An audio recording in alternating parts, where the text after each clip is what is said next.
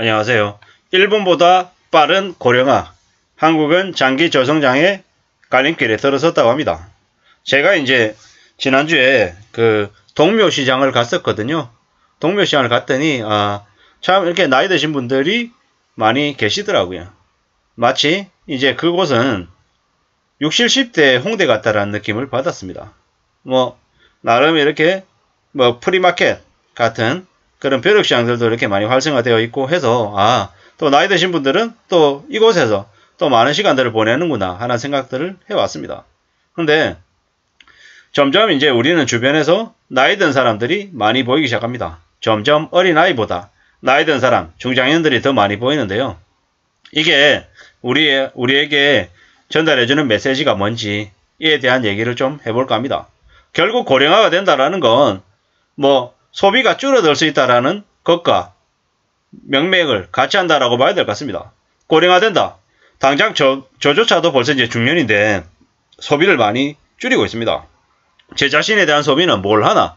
라고 생각해 봤더니 고작 해봤자 책 한두 권 사는 거 아니면 점심시간에 출근했을 때 점심시간에 밥 먹는 거 후배 직원들하고 커피 한두 잔 마시는 거 이거 말고 뭐가 있을까?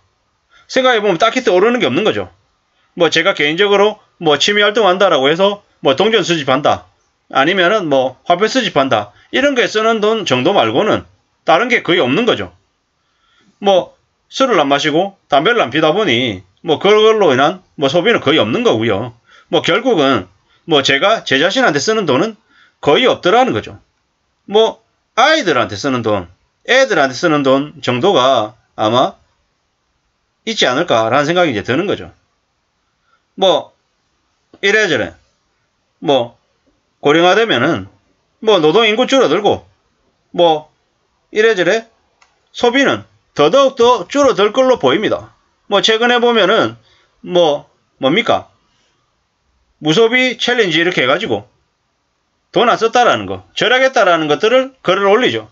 17일 동안 돈을 하나도 안 썼어요. 이러면서 글 올리면 나머지 사람들이 대단하다고 칭찬해주고 이러는 거죠. 그러면서 그 사람들을 따라하려고 하는, 소비를 극단적으로 줄이려고 하는 사람들이 점점 늘고 있는 거죠.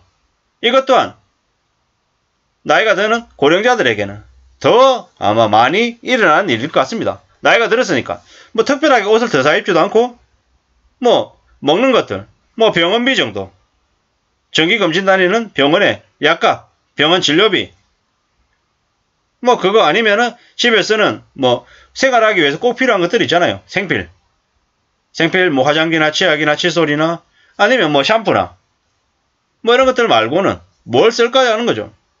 이렇게 해버리면 결국에는 사람들이 소비를 급격히 줄이면 그 소비로 먹고 사는 기업들이 또 매출이 줄어드는 거고, 매출이 줄어들면 당연히 고용을 줄이고 거배를 더 올려줄 수 있는 그런 계기들도 줄어드는 거죠. 이렇게 되어 간다라는 거죠. 결국에는 고령화가 우리한테 이제 만들어줄 사회의 새로운 모습들은 상상을 초월하는 거죠.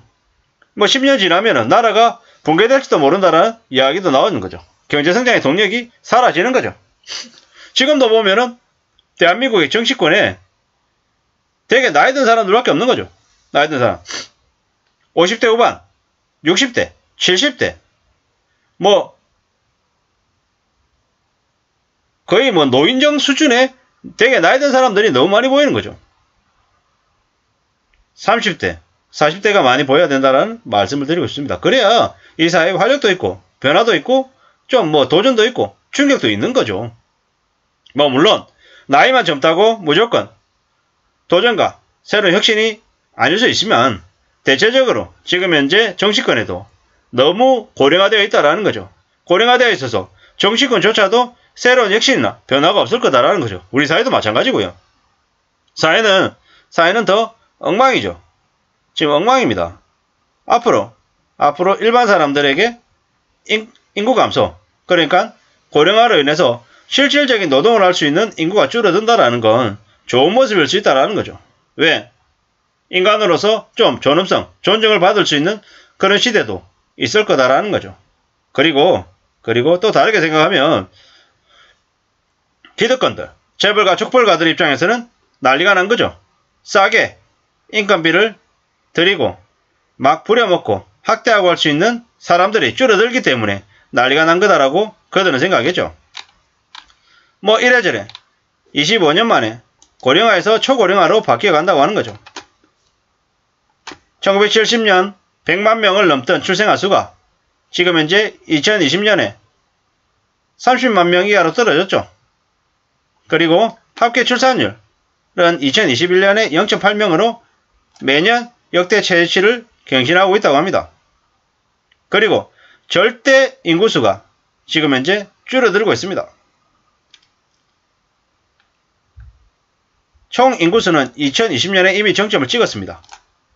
그리고 2030년에 인구가 줄는 거죠. 2040년, 2050년 계속해서 말입니다. 유엔에서는 65세 이상 인구를 사람을 노인으로 분류합니다.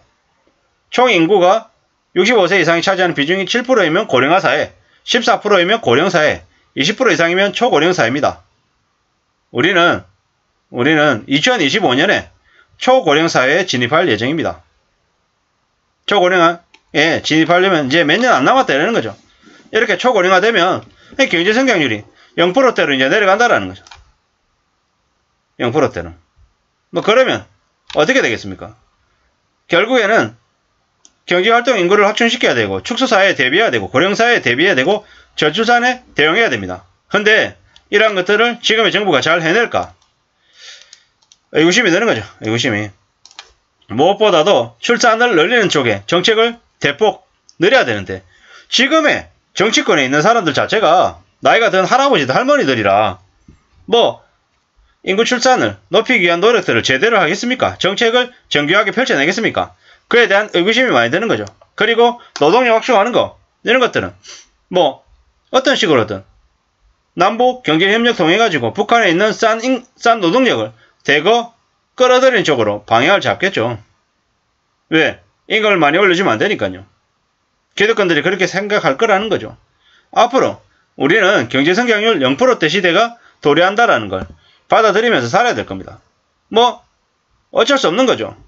지금처럼 계속 이렇게 부동산 띄우고 뭐 온갖 사기와 조작 이런 것들이 넘쳐나도 관심 안 가지고 그냥 내버려 두면 그렇게 된다라는 거죠. 부동산, 집값을 상상을 초월할 정도로 높여놨죠. 호가를 불과 5년 전 대비해서 뭐 3배, 4배를 올려놨어요. 문재인 정부 때. 그 문재인 정부가 어쩌면 기득권들, 재벌가 족벌가들에게 철저하게 맞춤형으로 아마 되어 있는 것 같다라는 거죠. 건설업계를 위해서 온갖 교란 행위들 다 눈 감아줬죠. 전세 사기 방치했죠. 전세 자금 대출 대폭 늘려서 되려 전세 사기가 창궐하게 만들었죠. 왜 그랬겠습니까? 왜? 그냥 대기업들 잘 먹고 잘 살라고 그렇게 프레임을 짜버렸던 거죠. 앞으로는요. 앞으로 윤석열 정부 때에는 뭐 어쩔 수 없이 집값은 조정될 것이고요. 뭐 그렇다 하더라도 이미 걸려든 2030들이 너무 많아서 그들이 제대로 출산하고 아이를 키우고 살아가겠습니까? 거의 그렇게 못하죠. 아이 못 낳고 맞벌이로 수십 년간 금융노예로 사는 게 이야기되어 있다는 거죠. 그러면은 점점 더 혐오와 갈등과 정오가 늘어나서 출산을 하겠습니까? 결혼을 하겠습니까? 연애를 하겠습니까? 결국 인구는 감소할 수밖에 없고 그리고 고령화될 수밖에 없다라는 거죠. 그 때문에 한국의 경제는 더욱 암울해질 것이다. 뭐 남북 경제협력 아니면 뭐 해외 진출 이런 것들이 아니고서는 한국이라고 하는 이 섬나라처럼 되어 있는 이 좁은 땅덩어리에서 대기업들, 재벌가들이 잘 먹고 잘 살겠다고 국민들을 상대로 노예로 전락시키고 뜯어먹고 이러면 결국 한국은 일본보다 훨씬 더 심각한 경제 침체로 빠질 수밖에 없다라는 거죠. 결국 우리가 살아가는 삶이 저 고령화 때문에 저출산과 그리고 인구 감소 때문에 더 힘들어진다라고 봐야 될 것 같습니다. 이러한 것들을 타개하기 위해서는 지금의 정치권에 노역에 찌든 노인들이 아니라 청년들이 더욱더 젊은 청년들이 대통령이 되고 총리가 되고 관료가 돼서 고위직 관료가 돼서 장관이 돼서 세상을 바꿔야 된다는 말씀을 드리고 싶고요. 개개인들은 어떻게든 저 고령화 사회에 맞춰서 어떻게 살아갈지에 대한 고민과 대응을 해야 될 것 같다는 말씀을 드리면서 마칠까 합니다. 감사합니다.